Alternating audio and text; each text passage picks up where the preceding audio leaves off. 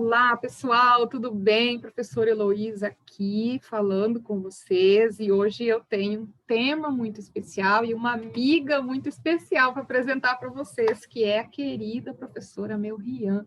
A professora Melrian, eu a conheci em Marília, no Univem, quando eu cursava mestrado em Ciências Jurídicas. A professora Melrian já era mestre em Direito, uma pesquisadora muito séria de direito de família, uma conhecedora das artes, uma amante da interlocução de direito e de artes, né? E a professora Melrian, além de ser uma amiga querida, professora universitária, ligada a várias instituições de muito respeito aqui no interior paulista, a professora Mel, como pesquisadora e colaboradora em algumas obras, nós tivemos a alegria de colaborar juntas, né?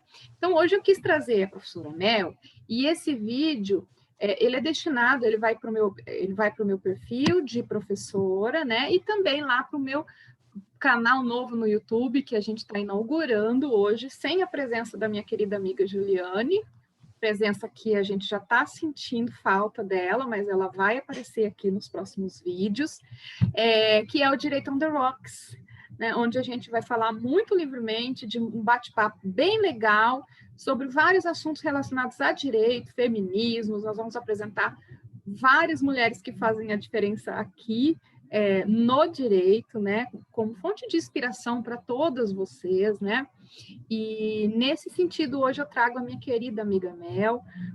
Professora Mel, por favor, eu quero que você se apresente um pouco, fale um pouco com as pessoas que estão nos vendo e fale também sobre esse seu projeto que está sendo iniciado agora, que é o Direito e Arte em Pauta, que é esse canal do Instagram, né?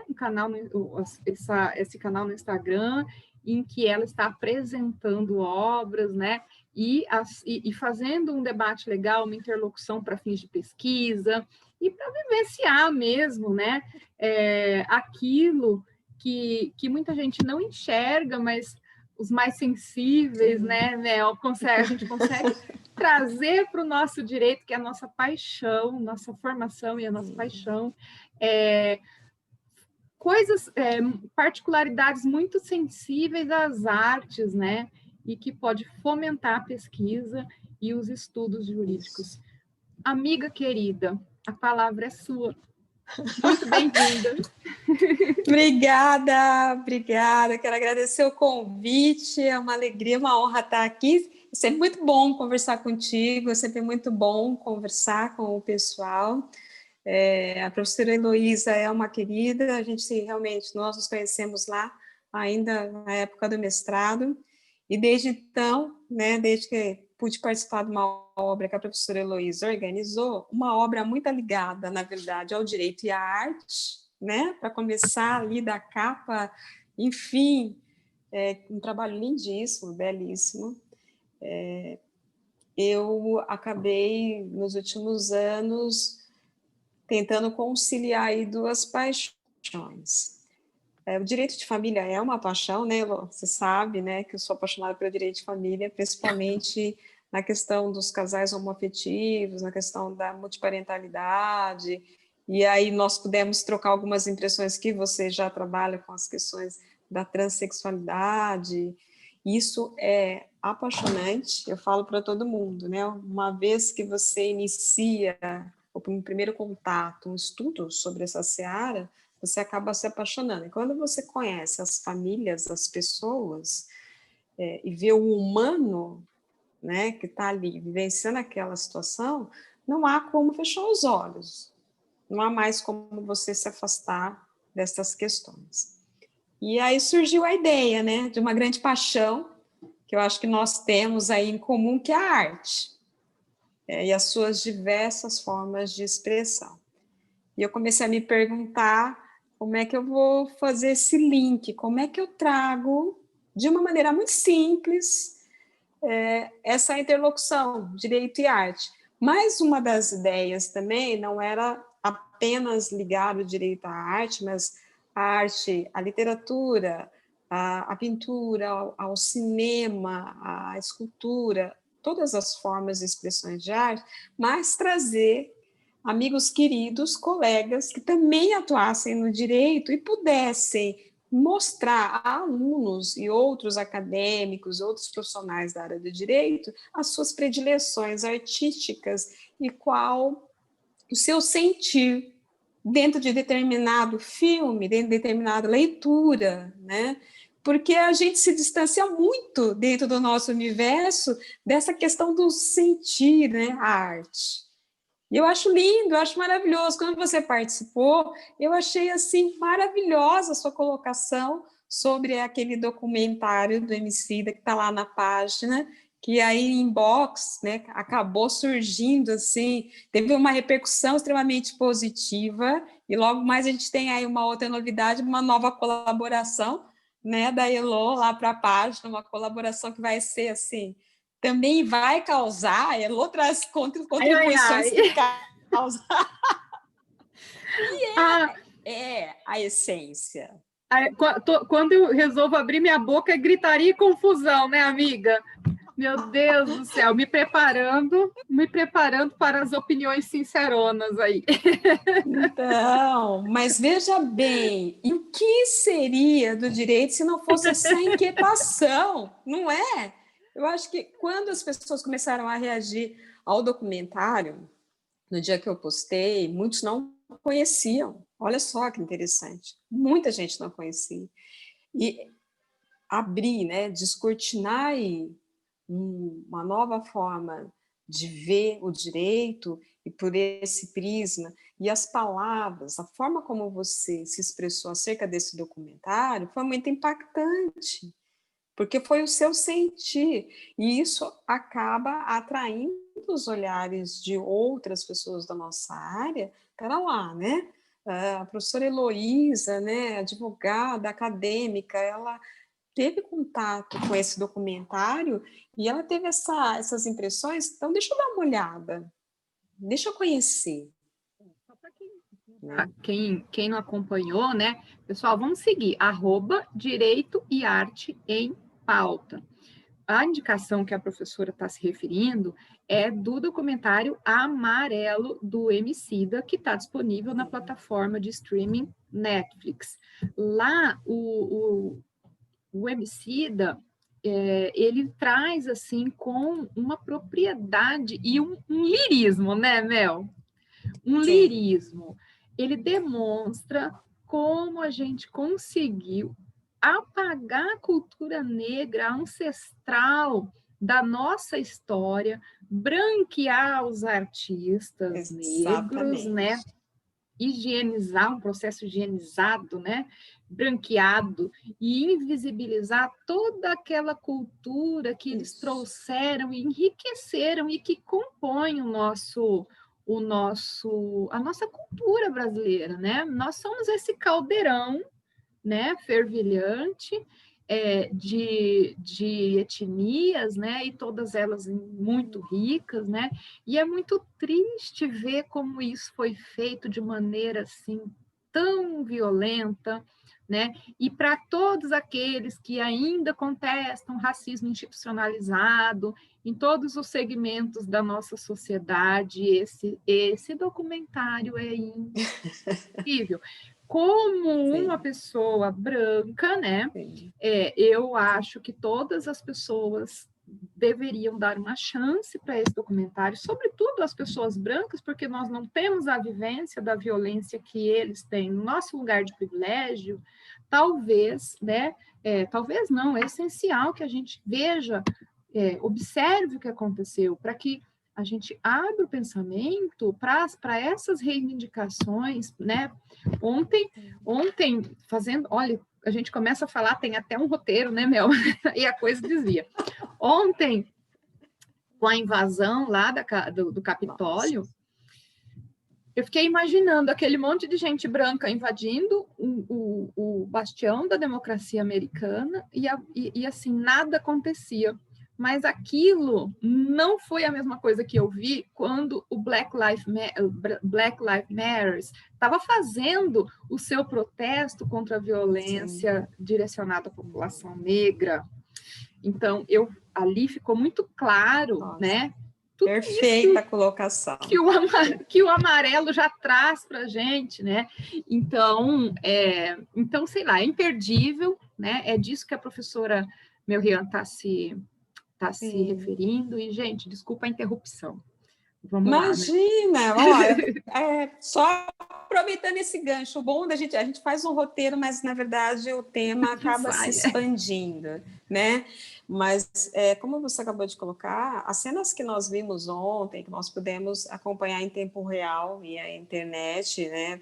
Através de vários jornais, inclusive, e noticiários americanos, para quem pôde acessar, demonstrou exatamente isso que você colocou, e o documentário nos traz dentro do contexto nacional, dentro do contexto do nosso país, que é esta questão do, olha só, o que acontece, 2 pesos e 2 medidas, né?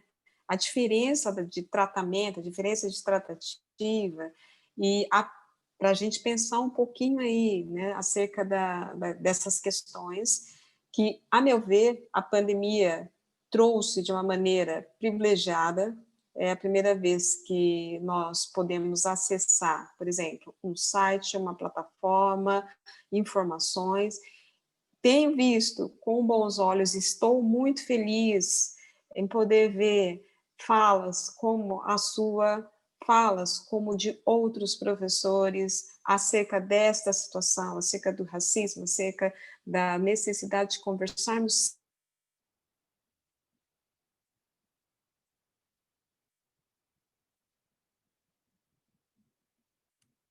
tendo uma pequena dificuldade técnica, mas a professora Mel já vem. Só para não deixar a gravação, né,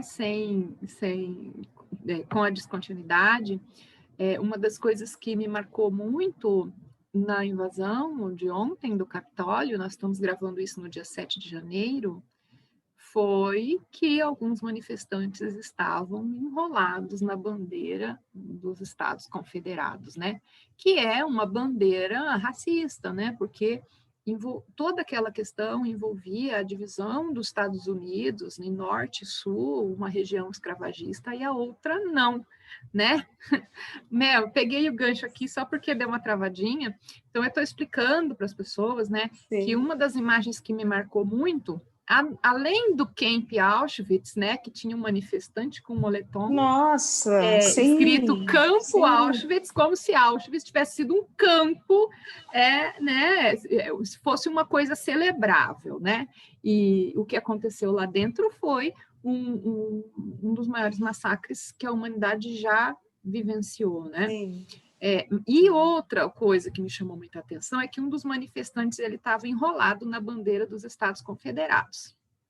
Bandeira essa que exalta, né, aquele conflito que aconteceu nos Estados Unidos quando os estados do norte e os estados do sul entraram em guerra, né, numa guerra civil, em razão do movimento separatista, porque as compreensões, né, entre os estados do norte e estados do sul, com relação, inclusive, ao racismo, né, porque nos estados do sul havia, inclusive, apartheid, muitas coisas não poderiam ser, alguns lugares não poderiam ser frequentados por negros, transporte público, escola, então aquilo era puro racismo, né? Aquelas pessoas, algumas daquelas pessoas que foram registradas invadindo o Capitólio ontem, elas estavam ali por razões racistas. Eu vou fazer uma pequena pausa para a Mel voltar. Tá voltando? Isso. Então, isso aí, Mel, aquilo me marcou, porque mostrou como o racismo institucionalizado está por trás desses movimentos extremados, né? Então, aquele movimento que negava um processo democrático, a escolha dos cidadãos livres e iguais, né? Aquele momento foi muito enigmático, porque era um momento, era somente um ritual um ritual formal, né, que anunciava o resultado das eleições, mas também era um ritual que sacralizava a decisão das pessoas livres e iguais nos Estados Unidos da América. E foi isso que foi vilipendiado ontem por pessoas brancas em sua... Eu não vi uma pessoa negra, né? Nas fotos, pelo menos, eu não pude ver nenhuma.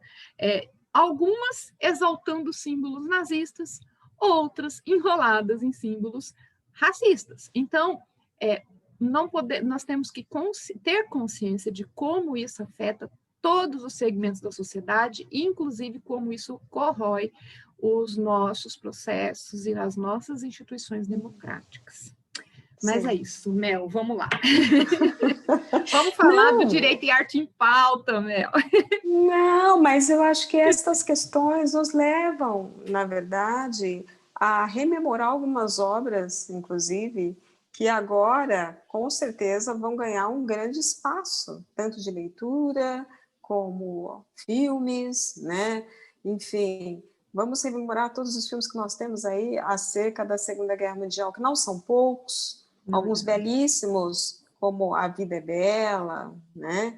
Que é um filme memorável, extremamente conhecido, e outros. Temos obras, temos livros, temos filmes, né? Nós temos autores clássicos, mas dentro desse contexto que você coloca aí, o que me chama a atenção é que nos próximos dias nós teremos de colocar algumas obras. Ontem eu já dei uma cutucada no...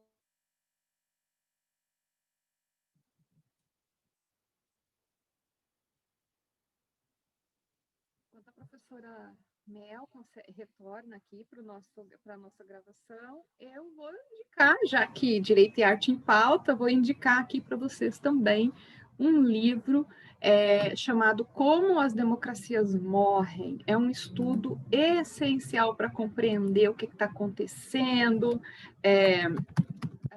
para compreender como o voto tem sido também um instrumento, né? As pessoas precisam se conscientizar do poder, né? Do seu voto e impacto nas democracias. Os autores desse livro são Steven Levitsky e Daniel Ziblatt. Esse livro está disponível no formato físico, eu tenho ele no meu formato digital, no Kindle. Então, acho que também, Mel, está caindo. Estou falando para eles da leitura, indicando a leitura, Como as Democracias Morrem, né? Excelente, excelente. Então, tá aí a dica de leitura, a dica do Amarelo, excelente. Também do Emicida. Por favor, também. Gente, olha, vou dizer para vocês que não tinha nem 10 minutos de documentário, as lágrimas já corriam, porque você se dá conta daquilo que as pessoas dizem, daquilo que eles manifestam, mas do alto do nosso privilégio a gente não consegue enxergar, né? Então, eu acho que esse Amarelo, esse documentário deveria estar em sala de aula. Está sendo discutido em sala de aula todos os dias. Eu gostei muito da sua colocação, quando você participou, contribuiu lá na página Direito em Arte em Pauta, que você fala exatamente isso. Olha, esse documentário, ele tende a ganhar não apenas as salas, né, das casas, mas as salas das escolas, as salas das universidades, né? Ele tem de ter, na verdade, passagem livre sobre essas salas, para que todos possam assistir, possam ver, possam ouvir e sentir, como você mesmo coloca lá, né? No início, que você já estava emocionada, ficou sensibilizada com tudo que estava vendo e ouvindo, para que nós possamos ouvir. Eu acho muito bacana, Elô, quando, por exemplo, eu tive uma turma em que eu tive de trabalhar na faculdade e era direito agrário. Então, você imagina direito agrário, você tem que trabalhar com os alunos, né? Eu digo que direito agrário e direito administrativo são apaixonantes. Às sextas-feiras eu brincava com eles. Delícia! Eu falava, olha... Sexta-feira, 10 horas. Estamos aqui conversando sobre direito agrário, né? E era uma turma que, num semestre anterior, eu havia ministrado direito administrativo para eles. E aí me veio, poxa, por que não trazer arte para esses alunos? Por que não trazer para eles, né? Por exemplo, o Alto da Compadecida.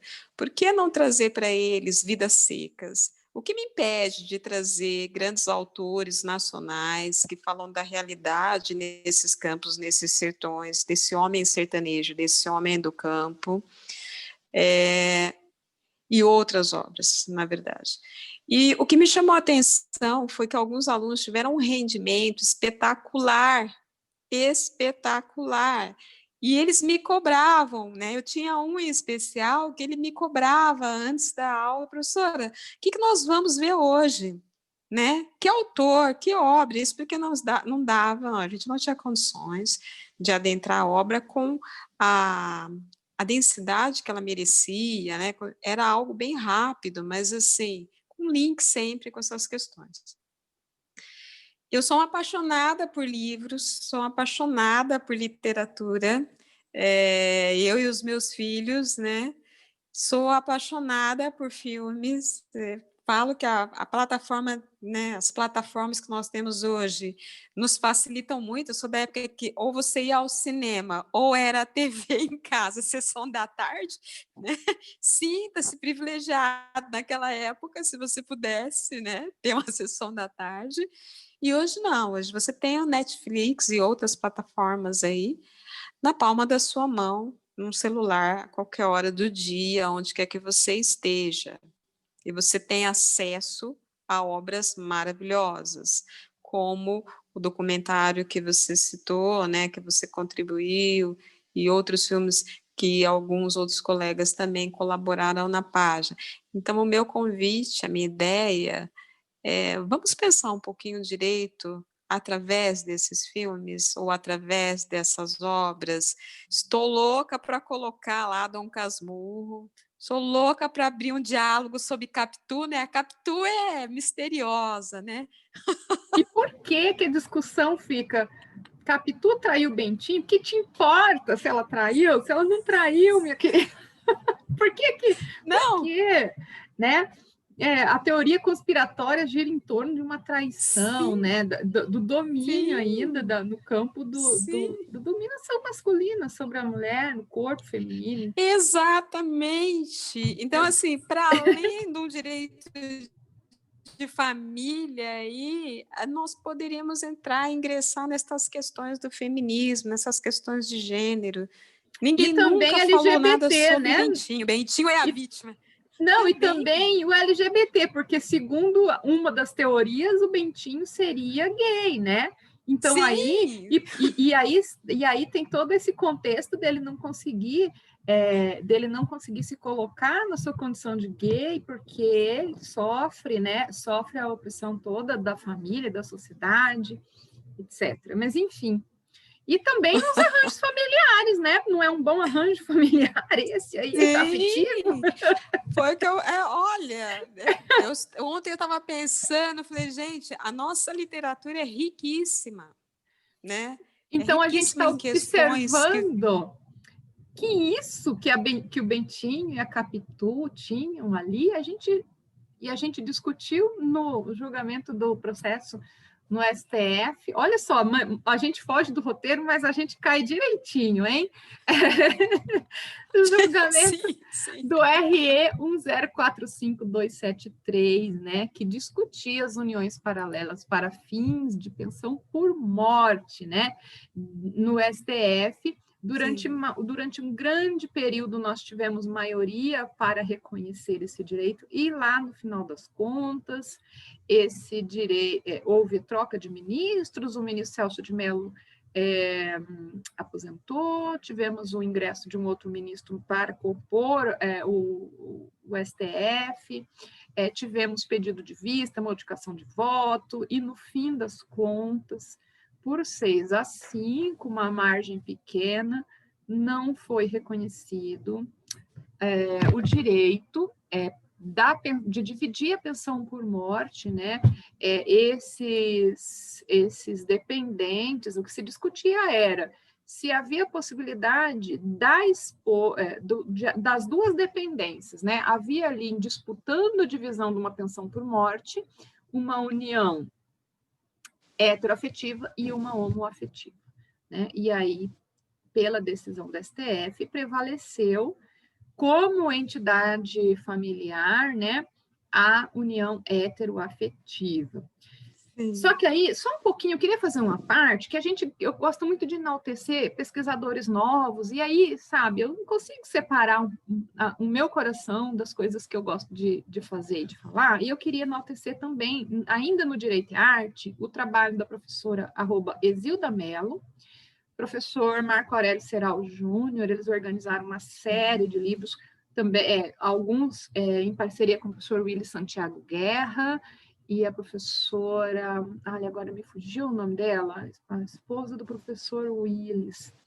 Enfim, mas a minha afetividade vai para a professora Exilda Mello e vai para o professor Marco Aurélio Serral Júnior, que também tem aí um vasto trabalho ligando direito e arte, e também queria falar do @Dircim. O @Dircim é um Instagram do meu querido orientador, professor, aliás, do Congresso Direito, Cinema e Debate, mas que foi ampliando, que a gente já não cabe mais direito, né? O Dircim hoje fala de direito de fotografia, de literatura, de cinema, de intervenções, de música, de rock, né? De tudo, né? Qualquer manifestação artística, fotografia, cabe no Dircim, que é um evento anual. Esse evento anual, ele é um evento promovido na Universidade Estadual do Norte do Paraná, o UENP, o grupo de estudos Intervepes, do professor Renato Bernardi, o próprio Renato Bernardi, e todos aqueles orientandos e pessoas que estão, né, participando ativamente no Dircim, que é editado ano após ano, e cada ano com um maior número de participantes. Sim. Então, tá aí. Sim. Agora a gente vai falar do julgamento do RE 1045-273. Eu convidei a Mel, porque eu sei que a doutora Mel Rian, Mel para os íntimos, né? Porque eu acho que, olha, Mel, eu nunca vi um nome combinar tanto, né? Toda a sua doçura, tá tudo ali, olha, tudo ali manifestado no seu nome. Obrigada. Eu queria que a professora Mel, além de pesquisadora das afetividades, né, das novas configurações familiares, ela também é uma civilista, e ela hoje vai apresentar 2 pontos de vista para discussão, né? Então, a palavra é sua, Mel. Eu vou só ouvir e aprender. Depois, no final, vou dar meu palpite, mas o meu palpite é um palpite, assim... eu não tenho 2 lados, eu só tenho um lado para apresentar. Você sabe que eu comungo de uma opinião muito... na verdade, eu comungo da sua opinião. O que eu queria posicionar é o seguinte: há alguns anos atrás... nós, do direito de família, da área familiarista, tínhamos... Eu me lembro que quando eu ingressei no mestrado, inclusive, né, a professora Yara Rodrigues de Toledo sempre disse isso em aulas, que era minha orientadora, sempre deixou muito claro que o direito previdenciário sempre estava um passo à frente no direito de família, né? Perdão. Nesses reconhecimentos, na verdade, nessa questão de preservar os dependentes.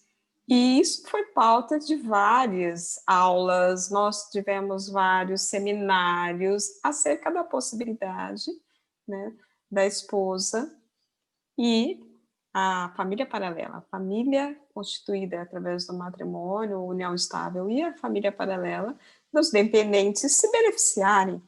O direito previdenciário, né, foi o primeiro a dar espaço, foi o primeiro a conferir, na verdade, essa legitimidade, esse reconhecimento, a fim de fazer o quê? É uma justiça social. A realidade é essa. Nós temos de ir além, eu acho que das normas, essa é a opinião mais arrojada, né? Vou dar uma outra opinião aqui, que eu já ouvi de alguns colegas, Mas nós temos de pensar naquelas pessoas que estão envolvidas. O direito de família, costumo dizer aos meus alunos o seguinte: você não lida apenas com a norma, você não lida apenas com o direito. No direito de família, você lida com sonhos, com frustrações, com situações inevitáveis, impensáveis, né, imprevisíveis, que o direito não alcança. Não alcança. Este julgamento foi exatamente isso. Há uma previsibilidade legal para essa realidade? Não. Mas alguém manda em sentimentos? Aí eu pergunto, né? E essas famílias constituídas? E essas relações constituídas? Com todo respeito a quem diverge, é óbvio, né?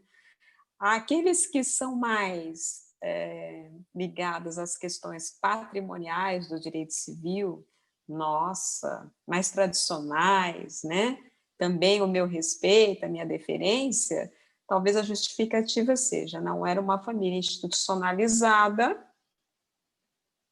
Não vou entrar nas questões de preconceito, não vou, ok? Por ser uma família hétero e uma família homoafetiva, não vou adentrar essas questões, porque aí ficaríamos aqui, teríamos pelo menos umas 2 horas de conversa, né, para falar sobre isso.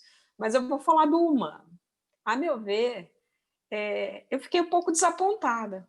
Confesso que eu fiquei desapontada em perceber esse retrocesso, porque até então eu orgulhosamente dizer aos meus alunos que foi através de uma ação que discutiu uma questão previdenciária que o direito de família respirou e deu um salto quântico, evoluiu muito. Nós tivemos uma construção doutrinária, uma construção dentro até de jurisprudência extremamente positivo e dignificante. Vamos ressaltar isso, né? Dava dignidade, conferia visibilidade e dignidade às famílias. E, de repente, um resultado apertadíssimo que diz o seguinte: não, parou tudo, deixa para lá, vamos esquecer essa conversa e voltar aos bons e velhos tempos, se você me permite, Elô, do Código de 16, né? Não é? Eu permito sim. Né? Com todo respeito, eu entendo os temores, né, dos colegas civilistas que são mais ligados às questões patrimoniais, né, que surgem aí. Não, mas a lei não diz, né, que são mais ligados ao que a norma diz. Mas o direito de família é muito mais arejado, ele é mais do que isso. Eu vejo, querida Mel, também do seguinte, uma coisa, bom, não vamos falar de preconceito, de valoração, que vale mais uma família heteroafetiva ou homoafetiva, apesar de que o julgamento aparentemente deixou isso muito claro, mas também o tratamento que o caso teve na imprensa. Isso eu gostaria de falar, porque dizia o seguinte: a maioria das manchetes era assim: STF vai julgar se amante tem direito à pensão por morte. Sim, Meu Deus gente. do céu! Não era. E segundo consta, as 2 uniões eram de boa fé, né? Eram de conhecimento dos envolvidos, e tem mais Sim, né? exatamente. Mas, infelizmente, Mel, eu sou previdenciarista, eu venho de outra escola, né? A sua civilista, é familiarista, eu venho do direito previdenciário. E o direito previdenciário, ele tem essas interlocuções, né, com o direito das famílias, né? E eu não acredito no exercício da cidadania sem a Seguridade Social. Então, eu sou uma apaixonada pelo direito previdenciário. A minha turma, a turma do direito previdenciário, de fato é uma turma mais sensível às questões sociais, à humanidade, né? O bom previdenciarista, ele esquece dos números e ele enxerga as pessoas por trás do CNIS, dos dados sociais, do CPF, e durante muito tempo nós compusemos e ainda compomos uma resistência qualificada a esse movimento que pretende retirar e desconstruir todos os direitos sociais que foram conquistados a tão duras penas, há tantos anos, né? E hoje nós vivemos uma guinada conservadora que, não obstante ser conservadora, ela é neoliberal, né? E essa questão do neoliberal, que uma deturpação do liberalismo, né? Ela vem interpretando que o Estado não tem, o Estado, apesar de um grande arrecadador, não tem a obrigação de oferecer nada em troca para as pessoas, né? Hoje, isso aí está muito evidente na pandemia, questão de vacinação, compra de seringa, produção de seringa, compra de vacinas, né? Então, hoje a gente vivencia a questão do desmonte dos direitos sociais no Brasil está muito aparente, né? Então, isso vem acontecendo desde 2016. Eu posso apontar o marco inicial, a PEC do teto de gastos, né? A emenda constitucional, melhor dizendo, do teto de gastos. Nós estamos num estado de coisas inconstitucional, sim, né? Sim. De supressão de direitos constitucionalmente sim. garantidos, sim, né? Sim. Então, talvez o julgamento tenha ocorrido no pior momento possível. O direito previdenciário, ele é o direito do afeto, né? E nós que somos previdenciaristas, ontem eu estava falando com uma amiga que estava meio desanimada com relação à atuação previdenciária, e ela falava assim, eu tenho uma angústia, parece que eu chego sempre atrasada. Parece que quando eu consigo alguma coisa para o meu cliente, ele já passou muita dificuldade. Então, eu reparo um problema, mas eu não consigo proteger. E eu disse para ela, cada benefício que você consegue é uma família que você protege. E eu tenho certeza que aquela família vai se lembrar do seu trabalho nas suas orações todos os dias, né?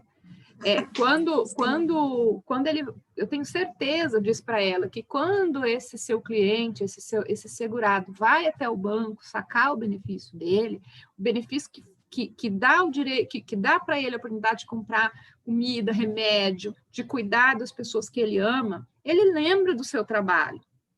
Então, não importa, não somos nós, os advogados, que estamos afligindo sofrimento para as pessoas. Nós estamos reparando erros, né? E reparando coisas que têm sido direcionadas à população, supressões que independem da nossa vontade, porque se dependesse da nossa vontade, todo mundo tinha o que comer, todo mundo tinha emprego, todo mundo tinha saúde, todo mundo tinha educação, todo mundo tinha tudo, não é verdade? Sim. Se dependesse da vontade popular. Sim. E aí, nesse sentido, o direito previdenciário, dentro de uma discussão de pensão por morte, ele reconheceu a união homoafetiva, que foi um avanço, porque antes disso, nós tínhamos pessoas que estavam casadas há décadas, né? Mas ainda hoje nós encontramos muitas uniões clandestinas, clandestinas no sentido de ocultas, né? Porque ainda é muito difícil se assumir cidadão LGBT nesse país, né? Ainda mais com essa onda muito conservadora, eles são atacados, né? Sim. E o que acontecia era que quando um dos integrantes dessa união falecia, o patrimônio ia todo direcionado para a família, muitas vezes aquela família que havia expulsado, né, o seu ente de casa em razão da homossexualidade manifestada, né? Então, o direito previdenciário reparou essa injustiça. O direito previdenciário garantiu aos filhos das uniões homoafetivas o direito das uniões homoafetivas de casais compostos por 2 homens, o direito de pensão de auxílio, salário maternidade, né? Então, nós tivemos muitos avanços. O direito previdenciário é o direito do afeto, né? É o direito do afeto. E muito embora essa decisão tenha sido, ela esteja entalada mesmo na garganta dos previdenciaristas, eu acho, Mel, que as manifestações de afeto, sejam elas quais forem, né? E aqui, assim, eu já vou delimitar para que não venham as pessoas mal intencionadas a falar de pedofilia e esse tipo de coisa, que é a carta que eles trazem na manga quando a gente fala de afetividades. Não estou falando de relação criminal, estou falando de afetos entre pessoas capazes, entre adultos, que são livres para manifestar os seus afetos e a sua sexualidade da maneira que eles mais, daquela maneira que eles entendem como correta. Isso aí é um direito que todo mundo, que sempre houve, né? Sempre houve, é bom dizer. Nós temos um país de dimensões, né, continentais, as uniões paralelas, sobretudo em regiões mais remotas do nosso país, são uma realidade, né? Eu tenho um amigo que no Maranhão, que o avô dele nunca manteve menos de que 4 casas, né? E era todas elas uma ao lado da outra, né? Todas as mulheres dividiam esse conheciam, né? Teve mais de 30 filhos, né? E ele está vivo até hoje e tem 4 mulheres. E é isso, né? É isso. Quando ele morrer, essas mulheres que produziram a prole, né, que geraram essa prole grande, enorme que ele tem. Essas mulheres que cuidaram com carinho desse homem, né, que elas não têm direito do patrimônio que elas construíram juntas, nós não estamos interessante. Veja, e é muita gente, é como se fosse assim, ó, a divisão da família, a divisão patrimonial, inventário do Mr. Catra, né? Olha aí, outro exemplo. Outro exemplo, conhecido. E ele, eu acompanhei algumas entrevistas do Mr. Catra, ele tinha um orgulho da família que ele tinha construído imenso, né? Imenso. Então, nós temos isso, sempre teve, sempre haverá. No nosso sistema previdenciário tinha, no regime dos militares das Forças Armadas, a figura do terceiro indicado, que servia para proteger uma pessoa que não era reconhecida como um membro da família, um dependente, mas estava ali protegido pela legislação. Então, eu acho que está na hora da gente reconhecer a existência de todo tipo de afetividade e zelar para que essas pessoas, no momento de contingência, da perda daquele instituidor, daquela pessoa que é responsável pelo sustento da família, elas precisam do reconhecimento previdenciário, e patrimonial, do reconhecimento do seu quinhão, do quinhão a que fazem jus pela manutenção de uma família, né? Agora, é preciso separar essas coisas, né? Uma coisa é aquilo que de fato há, né? E há muitos anos, há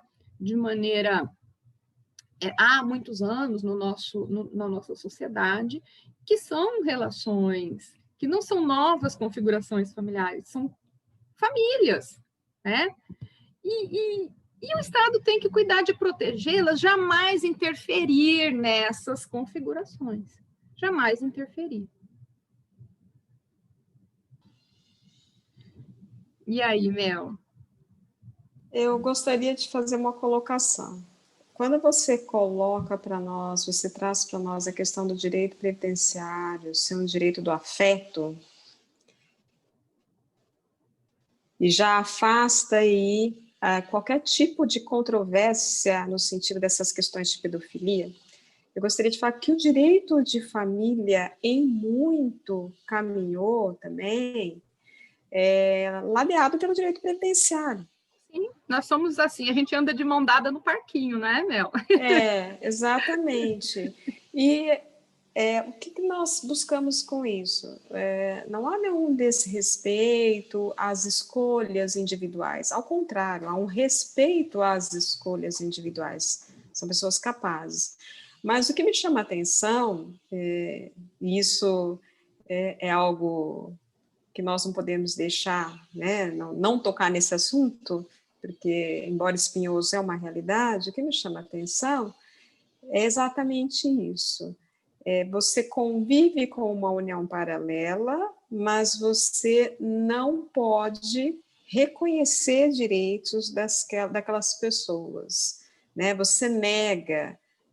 Agora, você sabe que ela existe, você sabe que há filhos dessas uniões, você sabe que existem famílias que têm uma dinâmica familiar, que são ligadas, por vezes essas famílias se conhecem, como você deu o exemplo, mas em faltando né, dos companheiros ou cônjuge, dependendo aí da situação, então você não vai reconhecer direitos, então você não vai resguardar aquela família.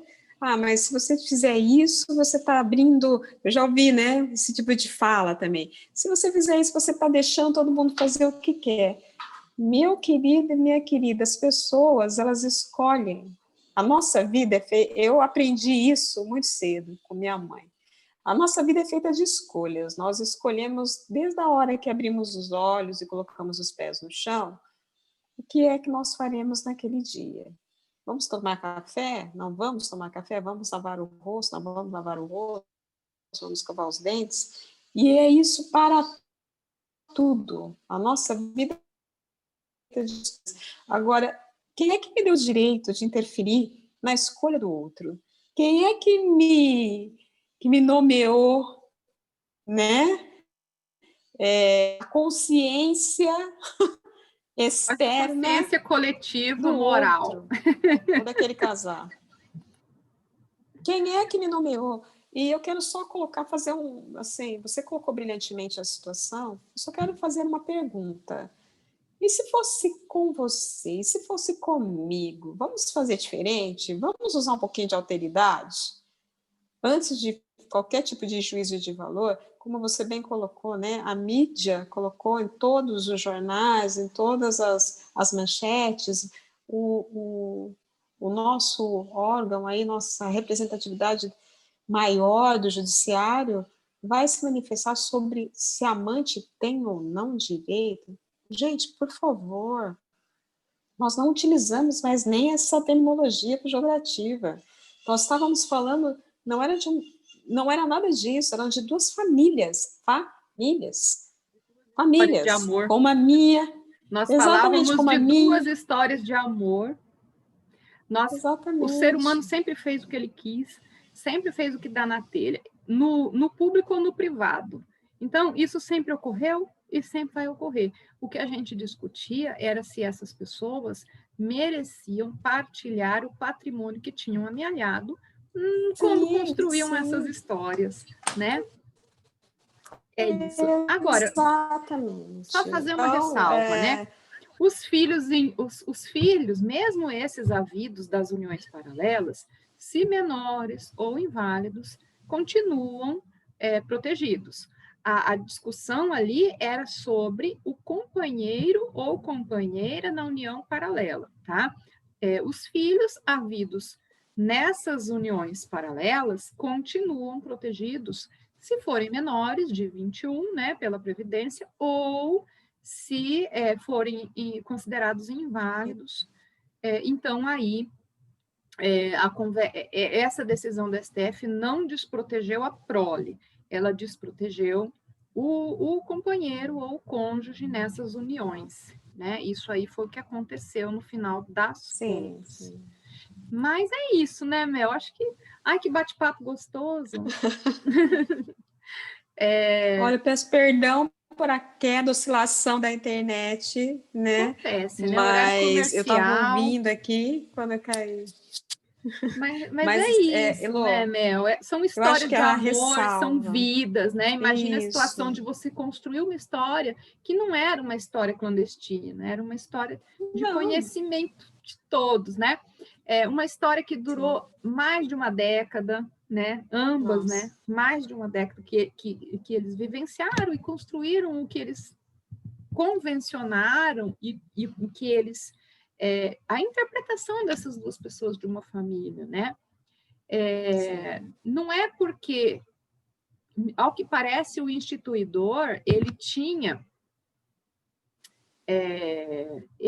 tinha residência com as duas pessoas, ele tinha convivência com as duas pessoas, cada um no seu lugar, que era o entendimento que eles ali tinham e que servia para eles, né? Sim. Isso não é assim, não faziam mal para ninguém, estavam vivendo a vidinha deles ali e construindo a história de amor. E nessa história, o Estado se manifestou escolhendo quem deveria ser protegido, qual foi o cônjuge que ganhou proteção e qual não teve a proteção do Estado. Eu acho que o Estado não deve interferir nessas relações. Cabe ao Estado somente regulamentar. E essa regulamentação foi uma regulamentação calcada ali meramente em questões morais, né? E o direito não é muito embora a moral e os bons costumes eles tenham alguma influência cada vez menor no direito, né? Eu acho que ele não pode ser o embasamento teórico e até do ponto de vista patrimonial haveria a necessidade de partilhar quem de direito, né? Aquilo que era seu, aquilo que foi construído em conjunto. Infelizmente, nesse caso, isso não aconteceu. Então, eu só vou esperar a Mel voltar para a gente encerrar a nossa discussão, para a gente encerrar esse bate-papo gostoso. Logo eu vou subir nessas plataformas, eu espero que vocês gostem, gostaria que vocês dessem opinião. A proposta é essa mesmo, nenhuma edição, até porque eu não tenho prática nenhuma em editar vídeo, não é uma preocupação nossa. A nossa preocupação é falar para vocês que são os nossos alunos, para vocês que leem o que a gente escreve, né? Que conhecem as nossas obras, os nossos trabalhos, que acompanham a nossa rede social, né? Eu vou aproveitar que a Mel está voltando e vou dar a minha rede social pessoal, @hpancote no Instagram, meu nome completo, que você vai encontrar no Facebook, Heloísa Helena Silva Pancote. A professora Mel, a Melrian, né, ela também tem as suas redes sociais. Eu vou deixar aqui para o final, para dizer que sou advogada, sou professora de Direito da Seguridade Social, sou palestrante, autora de livros e também de artigos, né, que são publicados aqui no Brasil, alguns publicados no exterior também, e alguns publicados aí, alguns trabalhos que contam com a participação da minha querida amiga, Melrian, amiga essa que tem um trabalho interessantíssimo no direito de família, e o direito das famílias, ele de fato anda de mão dada com o direito previdenciário, por isso que nós temos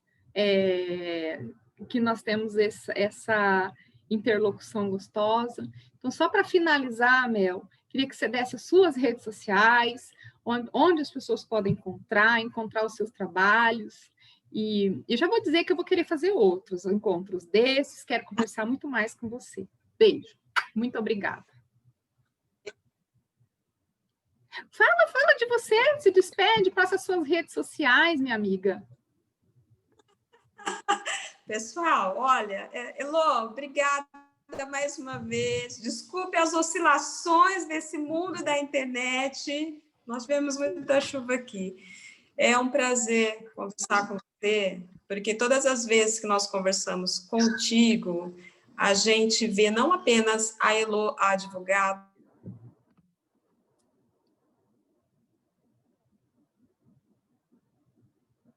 Deu uma travadinha. Aí, Mel, fala de novo, deu uma travadinha pequenininha. Pessoal, a Mel mora numa região em que as chuvas são muito fortes, muito fortes. Eu desconfio que está caindo um toró aí, né, Mel? Choveu muito, mas olha, o que eu estava dizendo é o seguinte, a gente vê em você a fala de alguém que tem empatia, para além do direito, para além do exercício, é empatia. Então, quando você colocou o documentário lá para nós, o que sentimos todos, e eu te agradeço muitíssimo, toda a minha gratidão, foi a sua empatia pelo que o Emicida colocou no documentário. Tem mais uma pérola da professora Elô para a gente postar. Ela vai ser uma colaboradora da nossa página. A gente convidou, a Elô topou, né? Então, ela vai trazer sempre uma contribuição de Direito e Arte. Para quem não conhece ainda a página, está lá no Instagram, Direito e Arte em Pauta. Nós contamos com a participação de todos, mas nós buscamos o que com essa página? Vamos conversar um pouco sobre a vida, vamos conversar um pouco sobre empatia, sobre direito, mas